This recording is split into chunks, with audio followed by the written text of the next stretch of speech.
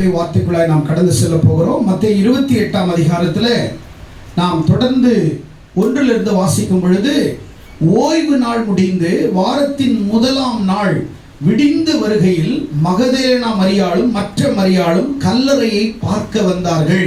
கவனிங்கள் பிரியமானவர்களே, இயேசு கிறிஸ்து மரித்து அடக்கம் பண்ணப்பட்டு 3ஆம் நாள், அதாவது இந்த ஞாயிற்றுக்கிழமை அதிகாலையில் கல்லறையினிடத்தில் மகதலேனா மரியாளும் மற்ற மரியாளும் மற்ற ஸ்திரீகளும் என்ன செஞ்சாங்கன்னா, அவரை பார்க்க வந்தாங்க.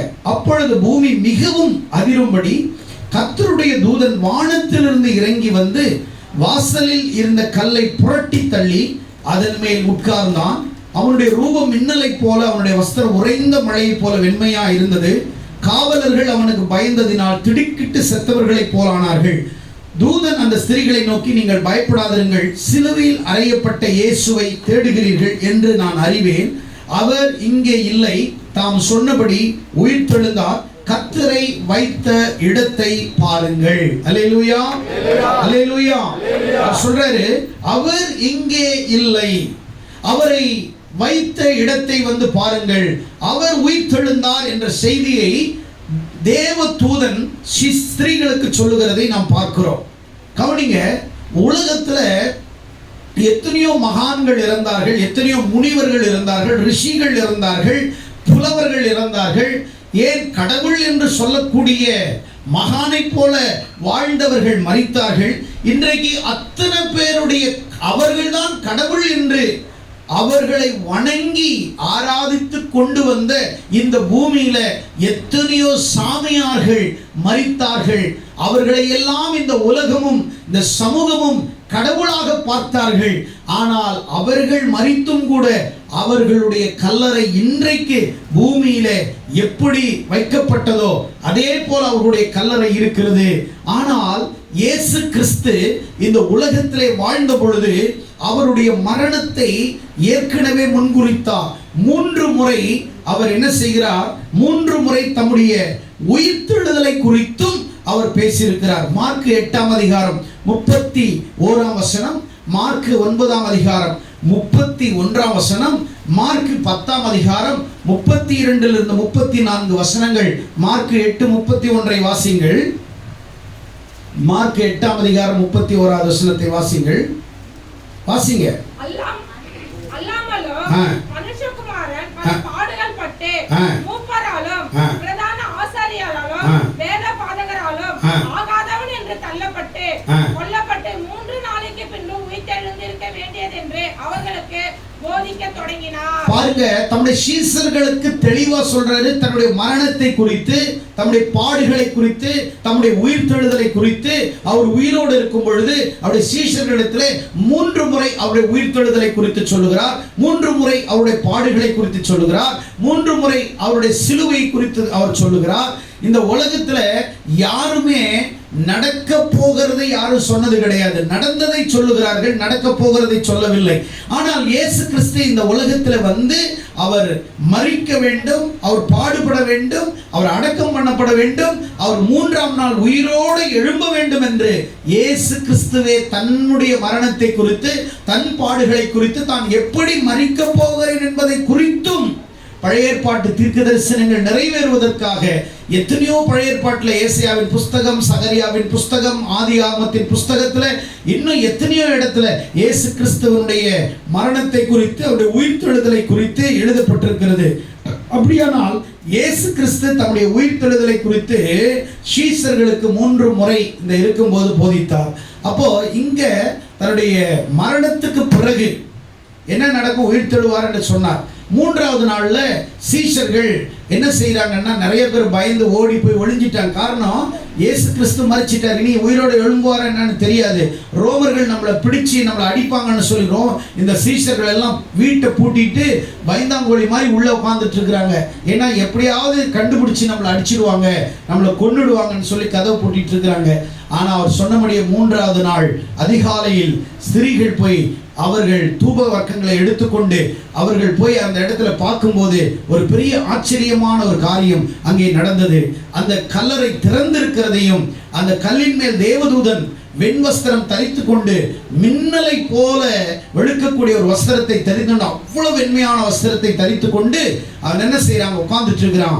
அந்த ஸ்திரீகள் அதை பார்த்த உடனே பயந்து இருக்கும் பொழுது அவர் சொல்லுகிறார், என்ன சொல்றாரு, அவர் இங்கே இல்லை, தாம் சொன்னபடியே உயிர்த்தெழுந்தார், அவரை வைத்த இடத்தை நீங்கள் வந்து பாருங்கள். 3 காரியம் சொன்னார். நம்பர் 1, அவர் இங்கே இல்லை. ஏன்?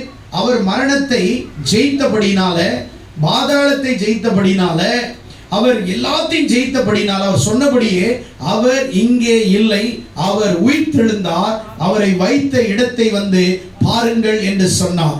உலகத்திலேயே மரித்து உயிர்த்தெழுந்த முதற் பேரானவர் யார் என்று சொன்னால் இயேசு கிறிஸ்து மட்டும்தான் இந்த உலகத்தில் உயிர்த்தெழுந்திருக்கிறார். வேற யாரும் உயிர்த்தெழுந்ததாக சரித்திரமே இல்லை. நீங்க கூகுள்ல போய் அடிச்சு பாருங்க, யாரு வந்து உயிர்த்தெழுந்தார், who is the resurrection அப்படின்னா ஜீசஸ் மட்டும்தான் கூகுளே காட்டு. வேற யாருமே இவர் இறந்துட்டாரு, இவர் எழும்பிட்டாரு, அவர் எழும்பிட்டாருன்னு எந்த கூகுள்ல எந்த இன்ஃபர்மேஷனும் இருக்காது. எத்தனையோ கடவுள்கள் இருந்தாலும் இயேசு கிறிஸ்து உயிர்த்தெழுந்ததில்லை. இந்த கூகுள் உலகம் முழுவதும் நீங்க சர்ச் பண்ணீங்கன்னா இயேசு உயிர்த்தெழுந்தார் என்பதை எல்லாரும் நீங்கள் கட்டாயமாக நீங்கள் அறிய முடியும், தெரிந்து கொள்ள முடியும், நீங்க நம்ப முடியும். அப்படியானா இயேசு உயிர்த்தெழுந்ததற்கு உண்டான ஆதாரங்கள் 7 ஆதாரங்களை நான் சொல்ல விரும்புகிறேன். முதலாவது ஆதாரம், காலியான கல்லறையின் மூலம் இயேசு உயிர்த்தெழுந்தார் என்பதை நாம் அறிந்து கொள்கிறோம். அல்லேலூயா. முதலாவது ஆதாரம் என்ன? காலியான கல்லறை மூலமாக இயேசு உயிர்த்தெழுந்தார் என்பதை நாம் அறிந்து கொள்ளுகிறோம். அப்படியானா தேவதூதன் சொன்னா வந்து உள்ளே பாருங்கள். ஸ்திரீகள் போய் பார்க்கும் பொழுது அங்கே இயேசு அங்கே இல்லை, காலியான கல்லறை தான் இருக்கிறது. அப்போ அவங்க நினைக்கிறாங்க, இயேசு உயிரோடு எழுமுன்னு சொன்னாரே, அதே போல அவர் உயிர்த்தெழுந்து விட்டார். அதுல இன்னும் பார்த்தீங்க அப்படின்னு சொன்னா, அவங்க சீஷர்கள் காத்து கொண்டிருக்கும் போது இவங்கெல்லாம் போய் பயந்து ஒளிஞ்சிட்டு இருக்கிறாங்க. போர்ச்சேவர்கள் வந்து அந்த கல்லறையை காத்து கொண்டு இருக்கிறாங்க. அப்போது இயேசு என்ன சொல்றாருன்னா, வாசி பாருங்க, அதே அதிகாரத்துல, அவர்கள் போகையில் காவல்சர் சிலர் நகரத்துக்குள் வந்து நடந்த யாவற்றையும் பிரதான ஆசாரியர் அறிவித்தார்கள். இவர்கள் மூப்பரோடு கூடி வந்து ஆலோசனை பண்ணி சேவருக்கு வேண்டிய பணத்தை கொடுத்து, நாங்கள் நித்திரை பண்ணுகையில் அவருடைய சீசர்கள் ராத்திரியிலே அவரை களவாய் கொண்டு போய்விட்டார்னு சொல்லுங்கள். சேவர்களும் பார்க்கிறாங்க. அவரை காவல் காத்து கொண்டிருந்த கிட்டத்தட்ட 400 காவல்சியவர்கள் அவர்கள் காத்துட்டு இருக்கிறாங்க. ஒருத்தன் தூங்கினாலும் 399 பேர் முழிச்சிருக்கலாமே, 400 பேருமா தூங்கி இருப்பான். 3 நாள் காவல் காத்துட்டு இருக்கிறாங்க, ஷிஃப்ட் போட்டு காவல் காத்துட்டு இருக்கிறாங்க, நைட்டும் பகலும். அவர் உயிரோட எழுமணும் அப்படின்னா அப்படியே அவரை வந்து எடுத்துட்டு போகணும்னா சீஷர்கள், பெரிய கல் வைக்கப்பட்டிருக்குது. சீஷர்கள் ராத்திரியில் அந்த தோட்டத்துல வரணும். அந்த தோட்டத்துல கிட்டத்தட்ட 400 பேர் அங்க இருக்கக்கூடிய அந்த போர்ச்சேவர்கள் வந்து பாதுகாத்துட்டு இருக்கிறாங்க. ஒருத்தன் கூட ஒரு ஈ கூட உள்ள நுழைய முடியாது.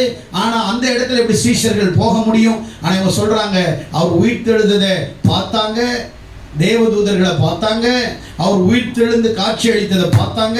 இவர்கள் செத்தவர்களை போல திடுக்கிட்டு விழுந்தார்கள். உடனே இவங்க போய் சொல்றாங்க, இயேசு உயிர்த்தெழுந்து விட்டார் அப்படின்னு யார்கிட்ட?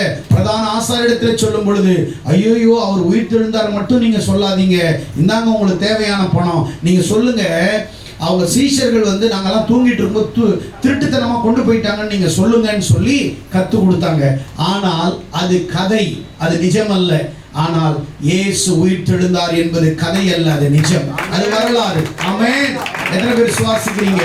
இயேசு உயிர்த்தெழுந்தார் என்பது கதை அல்ல, அது நிஜம். ஆமென். ஹல்லேலூயா.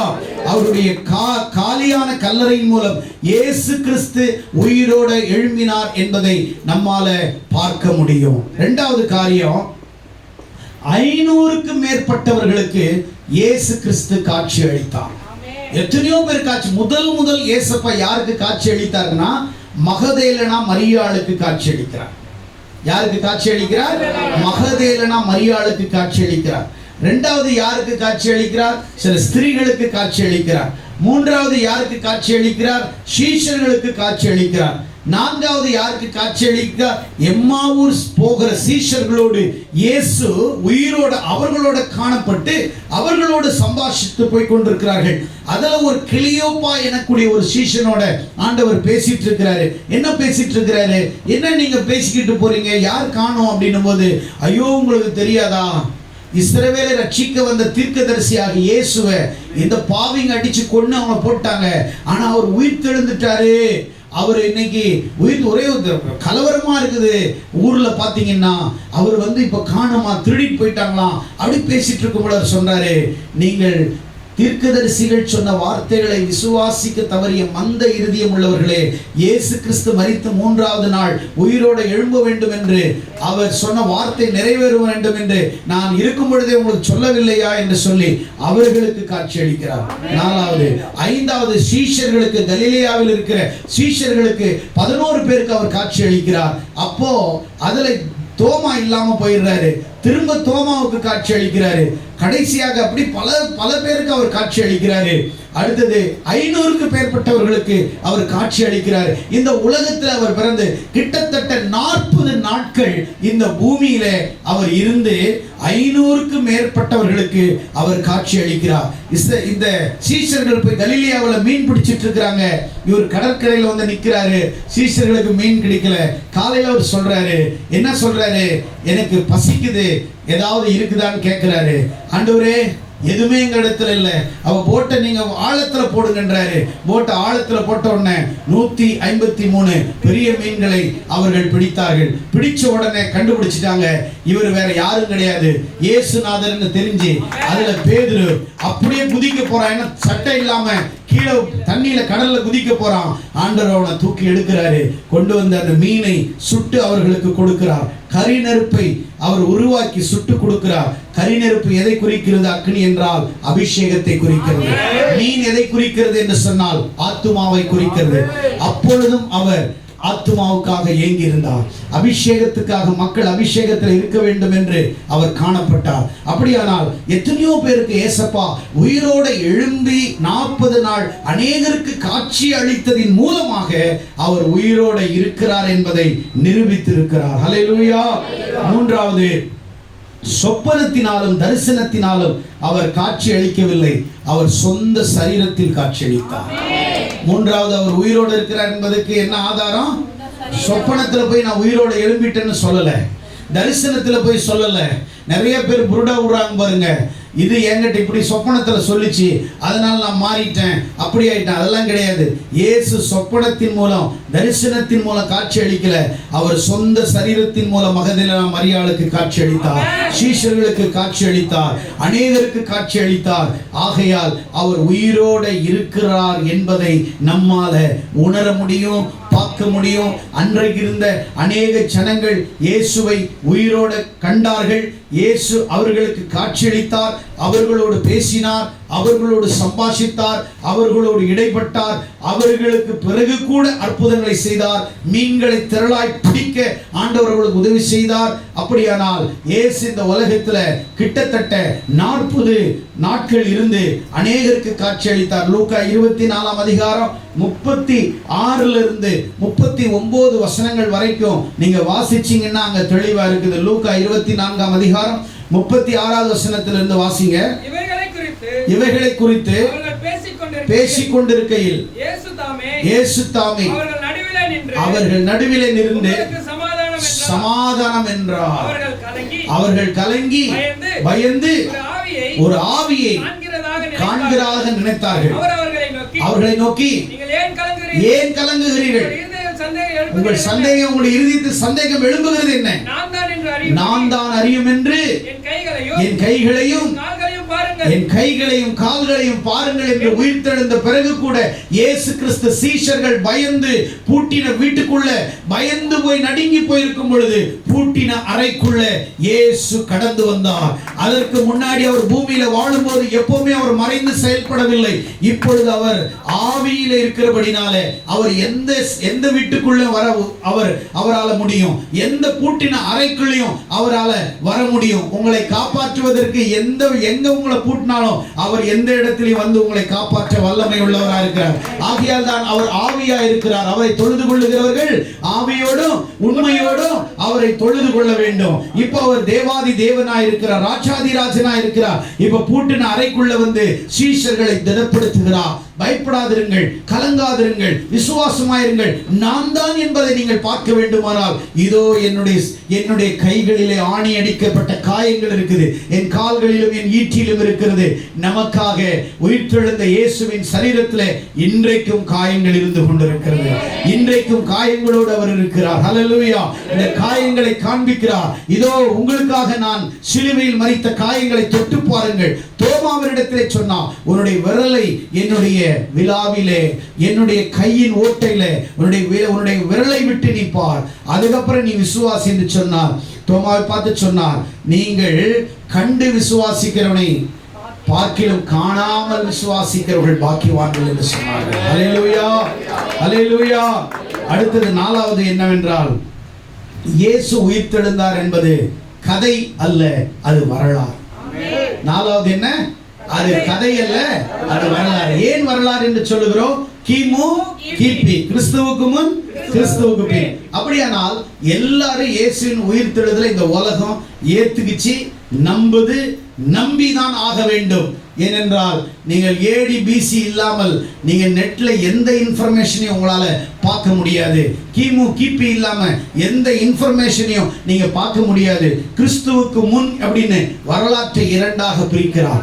வரலாற்றை இரண்டாய் பிரிக்கிறார். வரலாற்றின் நாயகனாக, வரலாற்றின் சரித்திர புருஷனாக, வரலாற்றினுடைய சரித்திர நாயகனாக இந்த உலகத்தில் அவர் அவதரித்தார். ஆகையால் தான் நான் சொல்லுகிறேன், இயேசு உயிர்த்தெழுந்தார் என்பது கதை அல்ல, நிஜமாய் இருக்கிறது, வரலாற்றின் உண்மையாய் இருக்கிறது, வரலாற்றிலே ஏற்றுக்கொள்ளக்கூடிய ஒரு காரியமாய் இருக்கிறது.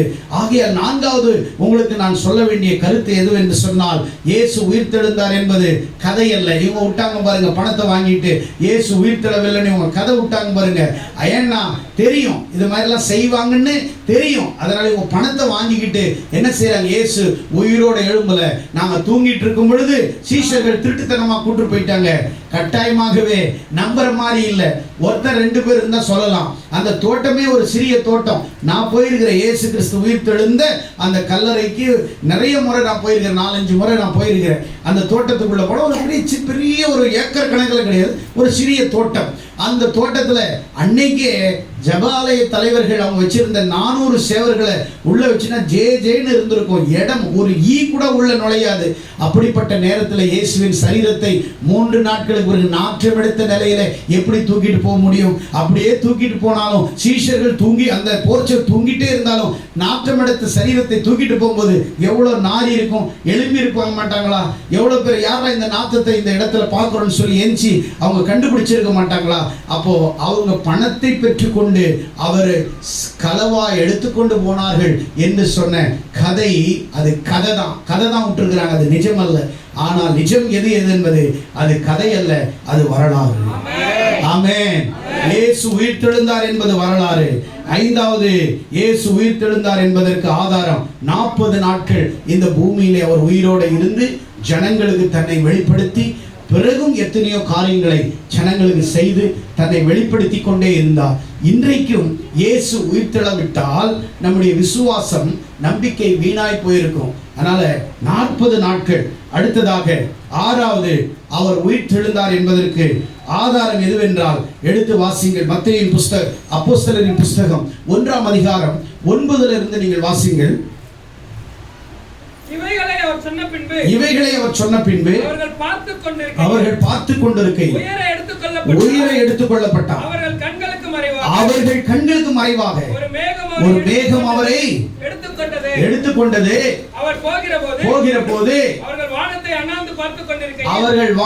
அண்ணாந்து பார்த்து கொண்டிருக்கையில் இதோ வெண்மையான வஸ்திரம் தரித்தவர்கள் 2 பேர் அங்கே அவர்கள் அருகே நின்று, வெண்மையான வஸ்திரம் தரித்த 2 பேர் அவர்கள் அருகே நின்று, கலிலேயராகிய மனுஷரே ஏன் வானத்தை அண்ணாந்து பார்த்து, கவனிங்க, கலிலேயாக மனுஷரே ஏன் நீங்கள் வானத்தை அண்ணாந்து பார்த்து கொண்டிருக்கிறீர்கள்? உங்கள் இடத்திலிருந்து வானத்துக்கு எடுத்துக்கொள்ளப்பட்ட இந்த இயேசுவானவர் எப்படி உங்கள் கண்களுக்கு முன்பாக வானத்துக்கு எழுந்தருளி போனாரோ அப்படியே மறுபடியும் இயேசு கிறிஸ்து வரப்போகிறார். ஹல்லேலூயா. 40 நாட்களுக்கு பின்பு எருசலேமிலே ஒலிவ மலையிலே சீஷர்களுக்கு முன்பாக கடைசியாக பேசிக்கொண்டிருக்கையிலே பேசிக்கொண்டே இருக்கும் பொழுது அவருடைய நேரம் முடிந்த உடனே அவர் அப்படியே பேசிட்டு இருக்கும் பொழுது அப்படியே அவர்களை கரங்களை உயர்த்தி அவர்களை ஆசீர்வதித்து அப்படியே அவர்களை பார்த்து கொண்டு அவர்கள் நான் உயிரோடு இருந்து இந்த உலகத்திலே வந்து மனிதனுக்காக பாவத்துக்காக இறந்து 3ஆம் நாள் சொன்னபடியே உயிர்த்தெழுந்து 40 நாட்கள் இந்த பூமியிலே 500க்கு மேற்பட்டவர்களுக்கு தரிசனமாகி நான் உயிருள்ளவனாக எல்லாருக்கும் நான் காட்சியளித்து கடைசியாக இதோ நான் பரமேறுகிறேன்.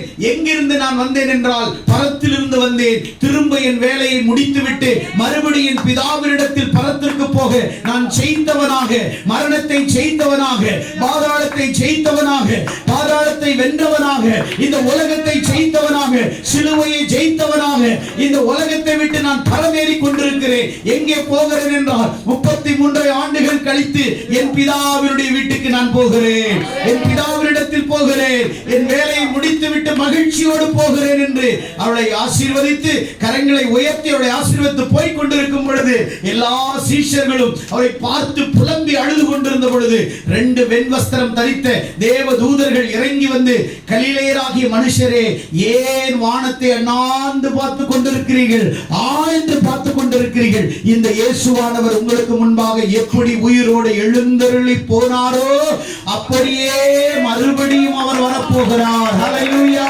இது கதையல்ல, இது கதையல்ல, இது நிஜமாயிருக்கிறது, இது வரலாறாயிருக்கிறது. இந்த உலகத்திலே மறக்க முடியாதது, மறுக்கப்பட முடியாதது, இது மாற்ற முடியாதது, இது மறைக்கவும் முடியாத ஒன்றாயிருக்கிறது.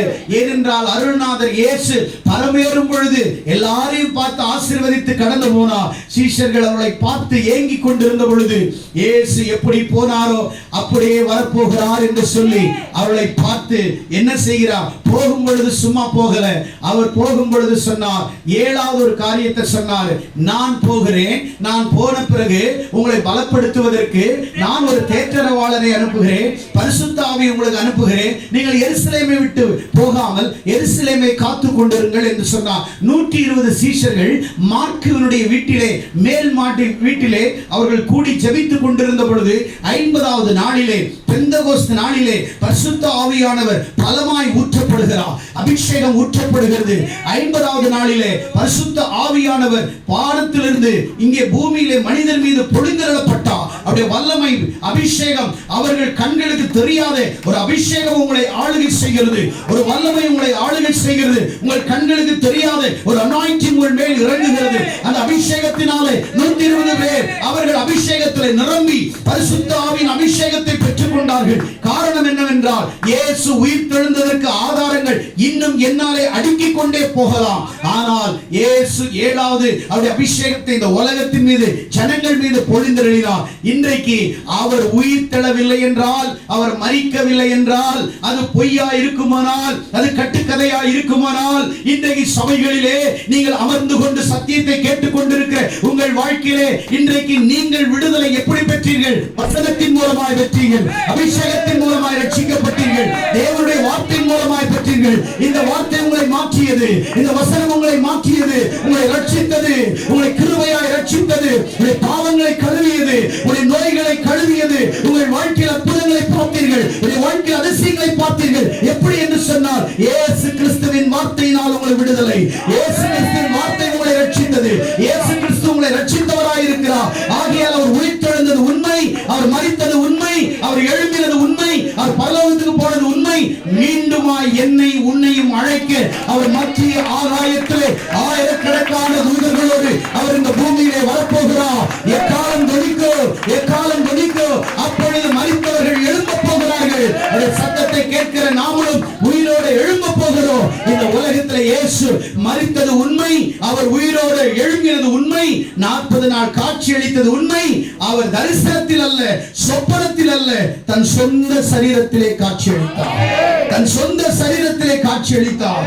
பிரியமானவர்களே, இயேசு உயிர்த்தெழுந்தார் என்பதற்கு 1 கொரிந்தியர் 15வது அதிகாரம் 15-17 வசனம் சொல்லுகிறது, அவர் உயிர்த்தெழாவிட்டால் ரட்சிப்பு இல்லை, மீட்பு இல்லை. நம்முடைய விசுவாசம் வீணாய் போயிருக்கும். ஒருவேளை அவருடைய ரட்சிப்பு இல்லை என்றால், மீட்பு இல்லை என்றால், நாம் அவரை விசுவாசித்திருக்க முடியாது. நம்முடைய விசுவாசம் செத்ததா இருக்கும். ஆகையால் நான் சொல்லுகிறேன், மரணம், முதல் மரணம் ஆதாமின் மூலம் உலகத்தில் பிரவேசித்தது. முதல் உயிர்த்தெழுதல் இயேசு கிறிஸ்துவின் மூலமாய் பிரவேசிக்கிறது. கரங்களை தட்டி ஆண்டவரை மகிமைப்படுத்துவோம். ஹalleluya, ஹalleluya, ஹalleluya. கரங்களை தட்டி ஆண்டவரை மகிமைப்படுத்துவோம். ரோமர் 8ஆம் அதிகாரம் 23ஆம் வசனம் சொல்லுகிறது, ஆதாமின் மூலம் முதல் உலகத்திலே பாவம் பிரவேசித்தது. முழு உலகமும் பாவத்துக்குள் ஆக்கப்பட்டார்கள், முழு மனிதர்களும் பாவத்துக்குள் ஆக்கப்பட்டார்கள். ஆனால் இயேசு கிறிஸ்துவின் கல்வாரி சிலுவையின் மூலம், அவருடைய இரத்தத்தின் மூலம் முழு உலகமும் பாவத்திலே ஆதாமின் மூலமாய் மரித்தவர்கள், பாவத்தில் மரித்தவர்கள் இயேசு கிறிஸ்துவின் ரட்சிப்பின் மூலம், அவருடைய இரத்தத்தின் மூலம், சிலுவையின் மூலமாக முழு உலகமே ரட்சிக்கப்பட்டது. முழு உலகமே ரட்சிக்கப்பட்டது. ஆதாமுக்குள் மனிதர்கள் மரித்தார்கள், கிறிஸ்துவுக்குள் மரித்த மனிதனை கர்த்தர் உயிரோடு எழுப்பினார். ஆமென், ஹalleluya. இந்த உலகத்திலே இந்த சரீரம் மரணம் அடைகிறது. சரீர மரணம் தான் நமக்கு ஏற்படுகிறது ஒழிய ஆவியின் மரணம் நமக்கு இல்லை. இயேசு அந்த பூமியில சரீரம் தான் செத்துச்சு ஒழிய அவருடைய ஆவி சாகவில்லை. அவர் செத்து 3 நாள் கூட அவர் சும்மா இல்ல, படுத்துட்டு கிடக்கல. 3 நாள் நோவாவின் காலத்திலே தப்பின அந்த ஆவிகளுக்கு போய் அவர்கள் பிரசங்கித்தார் என்று பார்க்கிறோம். அப்படியானால் விழுந்து போன தேவதூதர்கள் அங்கே என்ன செய்யறாங்க? அங்க அந்த இடத்துல இருக்கிறாங்க. அந்த இடத்துல போயிட்டு அவர்களுக்கு போதித்தார். என்ன போதித்தார் என்றால், நீங்கெல்லாம் என்ன சிலுவையில் அடையிறதுக்கு எவ்வளோ பிரச்சனை பண்ணீங்க, எவ்வளோ போராட்டம் பண்ணீங்க அப்படின்னு விழுந்து போன ஆவிகளுக்கும் தூதர்களுக்கும் முன்னாடி போய் சவால் விட்டார், சூருளையாற்றினார். நான் இதோ மரித்தேன், இதோ நான் உயிரோடு இருக்கிறேன், இதோ என்னுடைய ஜீவனை உங்களுக்கு முன்பாக நான் காட்டுகிறேன் என்று அவர் உயிர் தெழுந்தவராய் போய் 3 நாள் அங்கே அவர் சூருளை ஆற்றினதை நாம் பார்க்கிறோம். பிரியமானவர்களே, ரோமர் 8ஆம் அதிகாரம் 23ஆம் வசனத்திலே நாம் வாசிக்கும் பொழுது என்ன சொல்லப்பட்டிருக்கிறது? எடுத்து வாசிங்கள். அதுவும் அல்லாமல் ஆவியின் முதல் பலன்களை பெற்ற நாமும் கூட நம்முடைய சரீர மீட்பாகிய புத்திர சுவிகாரத்தின் நமக்குள்ளே புத்திர சுவிகாரத்தின் ஆவி ஆண்டவர் நமக்கு கிறிஸ்துவின் மூலமாக அப்பா பிதாவே என்று கூப்பிடுகிற புத்திர சுவிகாரத்தின் ஆவியை நமக்கு கர்த்தர் கொடுத்தார். அவர் உயிர்த்தெழாவிட்டால் நம்முடைய விசுவாசம் வீணாய் போயிருக்கும். நாம் உயிர்த்தெழாவிட்டால் நம்முடைய ஆராதனை வீணாய் போயிருக்கும். நம்முடைய உயிர்த்தெழாவிட்டால் நம்முடைய நம்பிக்கை வீணாய் போயிருக்கும். நம்முடைய உயிர்த்தெழாவிட்டால் நம்முடைய விசுவாசம் செத்ததாய் இருக்கும். ஆகையால் இயேசு கிறிஸ்து உயிர்த்தெழுந்ததினாலே இன்றைக்கு நம்முடைய ஆவியிலே, நம்முடைய ஆத்துமாவிலே, நம்முடைய சரீரத்திலே ஆண்டவர் அவர் அபிஷேகத்தையும் வல்லமையையும் சமாதானத்தையும் ரட்சிப்பையும் விலையேற பெற்ற கிருபையினால கர்த்தர் நம்மை மீட்டு தூக்கி எடுத்திருக்கிறார். எனக்கு அன்புக்குரியவர்களே, அப்படியானால் இயேசு உயிர்த்தெழுந்தார் என்பதற்கு எத்தனையோ 7 ஆதாரங்களை உங்களுக்கு முன்பாக நான் அடுக்கினேன். ஒன்று, காலியான கல்லறையின் மூலம் இயேசு உயிர்த்தெழுந்தார் என்பதை. இரண்டாவதாக 500க்கும் மேற்பட்டவர்களுக்கு அவர் காட்சி அளித்ததின் மூலம் இயேசுவின் உயிர்த்தெழுதலை நிரூபிக்கிறோம். அவர் சொப்பனத்தில் தரிசனங்களிலும் ஜனங்களுக்கு காட்சி அளிக்கவில்லை, தன் சொந்த சரீரத்திலே காட்சி அளித்தார். அடுத்தது, அவர் உயிர்த்தெழுந்தது கதை அல்ல, அது வரலாறு. கிமு கிபி இந்த வரலாற்றை 2ஆக பிரித்த, இந்த வரலாற்றை இந்த உலகத்தில் பிரித்த, இந்த வரலாற்றை ஏற்படுத்திய சரித்திர புருஷனாக இருக்கிறார். 40 நாட்கள் இந்த பூமியில உயிரோடு இருந்து தன்னை காண்பித்தார். 5ஆவதாக 6ஆவதாக அவர் பரமேறிய காட்சியை உலகமே பார்த்தது. அன்றைக்கு இருந்த சீஷர்கள் பார்த்தார்கள், அன்றைக்கு எருசலேமில் இருந்தவர்கள் பார்த்தார்கள், எத்தனையோ பேர் பார்த்தார்கள். அப்போஸ்தலனாகிய பவுல் சொல்லுகிறான், இந்த அகால பிரவாகி எனக்கும் ஆண்டவர் தரிசனமானார். கடைசியாக பவுலுக்கும் ஆண்டவர் தரிசனமாயிருக்கிறார். பவுல் பொய் சொல்லணும்னு அவசியம் கிடையாது. பவுல் சொல்றாரு, அவர் உயிரோடு இருக்கும்போது காட்சி அளித்தவர்கள் இங்கே இன்னும் உயிரோடு இருக்கிறாங்க, அவங்கள்ட்ட போய் கேளுங்கன்னு சொல்ற. அந்த காலத்துல உயிரோடு இருந்தாங்க பார்த்தவங்க, அவங்கள்ட்ட போய் கேட்டு தெரிஞ்சுக்கோங்க, இயேசு அவங்க உயிரோட பார்த்திருக்கிறாங்கன்னு சொல்லி எத்தனையோ ஆதாரங்களினாலே அடிக்கடியாக அவர்கள் நிரூபித்ததை பார்க்கிறோம். 7வது பரிசுத்தாவின் அபிஷேகத்தை ஜனங்கள் மேல் பொழிந்தருளினார். ஆகையால் அவர் உயிருள்ளவராக அவர் உயிர்த்தெழுந்தார் என்பதை நாம் பார்க்கிறோம். அப்படியானால் எனக்கு அன்புக்குரியவர்களே, உங்களுடைய வாழ்க்கையிலும் கூட உயிர்த்தெழுந்த இயேசுவை ஆராதிக்கும்படியாக, உயிர்த்தெழுந்த தேவனை நீங்கள் ஆராதிக்கும்படியாக இன்றைக்கு வந்திருக்கிறீர்கள். அதை பார்த்த ஆண்டவர் சொன்னார், மகதலேனா மரியாளுக்கும் ஸ்திரீகளுக்கும் அவர் தரிசனமாகி அவர் சொன்னார், பயப்படாதீர்கள், நீங்கள் போய் சொல்லுங்கள், சீஷர்களுக்கு சொல்லுங்கள், கலிலேயாவுக்கு போக சொல்லுங்கள், அங்கே என்னை காட்சியளிப்பார்கள். அதே போல அவர் சொன்ன மலை மேல் 11 சீஷர்களும் காத்திருந்தாங்க. இயேசு அவளுக்கு காட்சியளித்தார். எவ்வளவு அற்புதங்களை செய்தார். இன்றைக்கும் அவருடைய கல்லறை திறந்து இருக்கிறது. எல்லார் உலகத்தில் இருக்கிற எல்லா கல்லறையும் மூடப்பட்டிருக்குது. இன்னைக்கு கல்லறை என்று சொன்னால் நமக்கு ஞாபகம் வருவது அநேக காரியம். கல்லறை என்றால் நாற்றம் எடுத்த இடம். கல்லறை என்பது என்ன? நாற்றம் நிறைந்த இடம். கல்லறை என்பது பயம் நிறைந்த இடம். கல்லறை என்பது அழுகையின் இடம். கல்லறை என்பது புலம்பலின் இடம். கல்லறை என்பது எலும்புகள் நிறைந்த இடம். கல்லறை என்பது அசிங்கமான இடம். கல்லறை என்பது சோகத்தின் இடம். கல்லறை என்பது ஞாபகத்தின் இடம். கல்லறை என்பது எல்லோரும் கடைசியாய் சேருகிற இடம். கரங்களை தட்டி ஆண்டவரே. ஆனால் அருள்நாதர் இயேசுவின் கல்லறை சோகத்தின் கல்லறை அல்ல, எலும்புகள் நிறைந்த கல்லறை அல்ல, நாற்றம் நிறைந்த கல்லறை அல்ல, அது பயம் நிறைந்த கல்லறை அல்ல, அது இன்றைக்கும் ஞாபகமான கல்லறை. இன்றைக்கும் அந்த கல்லறை திறந்திருக்கிறது. இன்றைக்கும் உலகத்தில் இருக்கிற லட்ச மக்கள் அந்த கல்லறையிலே போய் நின்று வருகிறார்கள் என்று சொன்னால், அந்த கல்லறையிலே நானும் போய் உள்ளே பிரவேசித்து உள்ளே முழங்கால் படியிட்டு அவரை வைத்த அதே கல்லறையிலே முழங்கால் படியிட்டு ஜெபித்தேன். ஆண்டவரே, நீர் உயிர் தெழுந்தது போல கடைசி நாட்களிலே இங்கே நான் ஜெபிக்கிறேன், என்னை உயிர்ப்பியும் ஆண்டவரே என்ற ஒரு விண்ணப்பத்தை வைத்துக் கொண்டு வந்திருக்கிறேன். ஆகையால் எனக்கு நம்பிக்கை இருக்கிறது, நான் உயிர் தெழுவேன் என்று. ஆகையால் எனக்கு ஒரு நம்பிக்கை, விசுவாசம் இருக்கிறது, நான் உயிர் தெழுவேன் என்று சொல்லி ரட்சிப்பிலே நிலைத்திருக்கும் போது ஆண்டவர் நம்மை உயிர் தெழ உள்ளவர்களாக இருக்கிறார். இன்றைக்கும் அவருடைய கல்லறை நீங்கள் போய் பார்க்கலாம். கோடிக்கணக்கான பணங்களை செலவழிக்கிறீர்கள், லட்சக்கணக்கான பணங்களை செலவழிக்கிறீர்கள். ஆனால் இயேசுவின் கல்லறையை போய் பாருங்கள். அவர் உயிர் தெழுந்தா. இன்றைக்கும் அவருடைய கல்லறை ஆசீர்வாதமாய் இருக்கிறது. இன்னைக்கும் அவருடைய கல்லறை வெற்றி நிறைந்த கல்லறையா இருக்கிறது. அங்கே எழுதப்பட்டிருக்கிறது, இயேசு அவர் இங்கே இல்லை, அவர் உயிர் தெழுந்தார். அவர் உயிர் தெழுந்தார். உயிர் தெழுந்தார். He is the risen from the death. அவர் மரணத்திலிருந்து உயிர் தெழுந்தார். அவர் இங்கே இல்லை. ஆமென். அல்லேலூயா, அல்லேலூயா. எல்லா கரலையும் நாற்றம் அடைத்ததா இருக்குது. நம்முடைய குடும்பத்தில் ஒருத்தங்க இறந்து செத்துக்கு அடக்கம் பண்ணிட்டா வருஷத்துக்கு ஒரு முறை போய், அதுவும் ஒரு 2 வருஷம் போவோம், 3ஆவது வருஷத்துல இருந்து மறந்துடுவோம். ஆனா இயேசுவின் கல்லறை எப்போ செத்து உயிர் தெழுந்தாரோ அன்னைக்குல இருந்து இன்னைக்கு வரைக்கும் போய்கிட்டே இருக்கிறாங்க. டெய்லி கல்லறை டெய்லி பார்த்துக்கிட்டே இருக்கிறாங்க.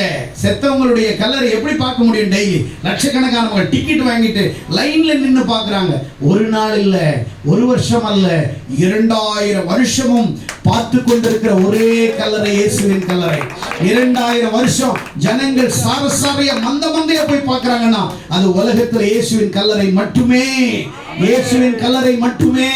உலகத்தில் அதிகமாக தேவனை அறிகிற இந்த உலகத்தில் எத்தனையோ மக்கள் அந்த கல்லறையை போய் பார்க்கிறார்கள். எப்படி ஒலிவ மலையிலிருந்து இயேசு பரமேறினாரோ அதே போல கடைசி நாட்கள் அவர் வரும்பொழுது அதே எங்க அவருடைய பாதங்கள் அங்கிருந்து போச்சு, அதே இடத்துல அதே ஸ்பாட்ல அவர் வந்து அதே இடத்துல அவருடைய பாதங்கள் எங்க வந்ததோ அப்படியே வந்து அப்படி இறங்கும் பொழுது ஒலிவ மலை 2ஆய் பிளக்க போகிறது. ஒலிவ மலை 2ஆய் பிளந்து அவர் அதற்கு நடுவில் அவர் வாழ்ந்த நாட்களில் இருந்த ஒரிஜினல் ரோட்ல கடந்து போகும் பொழுது நேராக கோல்டன் கேட் இருக்கிறது. அன்னைக்கு மூடின கேட்டு இன்னைக்கு வரைக்கும் மூடி இருக்கிறது. இதுவும் சரித்திர சம்பவங்களில் ஒன்று. அன்றைக்கு இயேசு போகும் பொழுது அந்த கேட்டு கோல்டன் கேட்டு தானா திறக்கும். அதுல போவாரு, அதுல போய் மறுபடியும் ஆட்சி செய்வாரு. இந்த தேசத்தை மறுபடியும் ஆட்சி செய்ய போகிறாரு. ஹalleluya. நம்மளை அழைத்து செல்ல வரப்போகிறார். ஹalleluya. உலகத்துல நீ டிக்கெட் வாங்கிட்டு அமெரிக்கா போகலாம், லண்டன் போனா, கனடா போலாம், உலகத்தையே சுத்தலாம். ஆனால் கடைசி நாட்களிலே ஆண்டவரோடு நீ டிக்கெட் வாங்கிட்டு பரலோகம் போற பாரு, அதுதான் ஒரிஜினல் டிக்கெட். ஆமென். ஹalleluya. இந்த தேசத்திலிருந்து நீங்கள் அந்த தேசத்துக்கு போகணும்னா from the earth the eternal life, பூமியிலிருந்து நீ ஒரு எட்டர்னல் லைஃப்ல நீ பிரவேசிக்கணும்னு சொன்னா நீ இந்த வேதத்தை வாசிக்கணும், இந்த வேதத்தை நேசிக்கணும், தேவனுக்காக சாட்சியா வாழணும். இதோட ஒரு வாழ்க்கை இந்த உலகத்துல வேற ஏதாவது இருக்குதா? ரசிச்சு ருசிச்சு வாழ்ந்தா வாழ்க்கை இனிமையா இருக்கும். ரசிச்சு ருசிச்சு கிறிஸ்தவத்தை நம்புறீங்கன்னா உங்க வாழ்க்கை புதுமையா இருக்கும், உங்க வாழ்க்கை விசித்திரமா இருக்கும், உங்க வாழ்க்கை வித்தியாசமா இருக்கும். எத்தனை பேர் நீங்க இயேசுப்பாவுடைய கல்லறையில நீங்க போய் பார்க்கணும்னா போய் பார்த்துட்டு வாங்க. இன்னைக்கும் அது உயிரோட எழுந்த கல்லறை திறக்கப்பட்டிருக்கிறது. ஹல்லேலூயா. அவர் இங்கே இல்லை, அவர் உயிர் தெழுந்தார். ஆமென், ஆமென், ஹல்லேலூயா. எல்லாருடைய கல்லறை மூடப்பட்டிருக்கிறது. சாமி சொன்னவங்களுடைய கல்லறை எல்லாம் மூடப்பட்டிருக்கிறது. ஆனா இயேசு சாமியினுடைய கல்லறை திறந்து இருக்கிறது. நான் இங்கே இல்லை, நான் சொன்னபடியே உயிர் தெழுந்தே மறுபடியும் வரப்போகிறா, நம்மை அழைத்து செல்ல வரப்போகிறா. ஆகையால இயேசு உயிர் தெழுந்ததை கர்த்தர் நம்முடைய வாழ்க்கையில் இந்த சத்தியத்தின் மூலமாக, இந்த வார்த்தையின் மூலமாக நமக்கு கற்பித்திருக்கிறார். நீங்க போய் சொல்லுங்க, இயேசு உயிர் தெழுந்தார், அவர் இங்கே இல்லை என்று கேட்ட பிரசங்கத்தை அதை மைண்ட்ல வச்சுக்கிட்டு சொல்றவங்களுக்கும் கேட்கிறவங்களுக்கும் அவர் உயிர் தெழுந்த இந்த செய்தியை மக்களுக்கு சொல்லி பாருங்க. ஒரு அசைவை ஆண்டவர் ஏற்படுத்துவார். உங்கள் வாயின் மூலமான ஒரு அசைவை தேசத்தில் ஏற்படுத்துவார், ஜனங்களுக்குள்ளே ஏற்படுத்துவார். வார்த்தையின் மூலமாய் ஒரு விடுதலை நீங்கள் பெறுவீர்கள். கர்த்தர் உங்களை அதிகமாய் ஆசீர்வதிப்பாராக. இந்த செய்தியின் மூலம் உங்கள் வாழ்க்கை மாறும் என்று நான் நம்புகிறேன். கர்த்தர் தாமே உங்கள் ஒவ்வொருவரையும் ஆசீர்வதிப்பாராக. God bless you.